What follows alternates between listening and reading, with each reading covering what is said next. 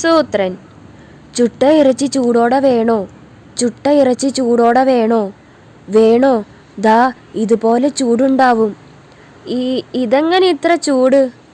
ചൂടാറാതെ വെക്കാനല്ലേ ഈ പാത്രം. എന്താ പേര്? എൻ്റെ പേര് ആദവൻ ചെന്നായ. ആപത്തൻ ചെന്നായോ? തൻ്റെ പേരല്ല, പാത്രത്തിൻ്റെ പേരാ ചോദിച്ചത്. പാത്രത്തിന് പേരിട്ടിട്ടില്ല. പക്ഷേ പാത്രത്തിൽ എങ്ങനെയാ ചൂട് വന്നത്? കാട്ടുതീ കഷ്ണങ്ങളാക്കി ഇട്ടിരിക്കുകയാ. വേണോ? നല്ല ചൂടുള്ള കഷ്ണമാ. വേണ്ട. എന്തോ സൂത്ര ആലോചിക്കുന്നത്? നമുക്കേ ഒരു പരിപാടി ആലോചിച്ചാലോ? ആ സാധനം ഇങ്ങ് വാങ്ങിയാൽ നമുക്ക് ചുട്ട ഇറച്ചി വിൽക്കാം. എങ്ങനെ? താൻ അങ്ങേരെ പേടിപ്പിച്ച് അതിങ്ങ് വാങ്ങിക്കൊണ്ടുവാ. ഞാനോ?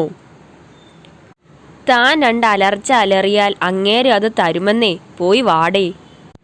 എനിക്ക് അപ്പോഴേക്കും വേറെ ചില ജോലികൾ തീർക്കാനുണ്ട്. അതിങ്ങ് തരുന്നോ? അതെ. തരാൻ പറ്റൂല. ഹിഹി.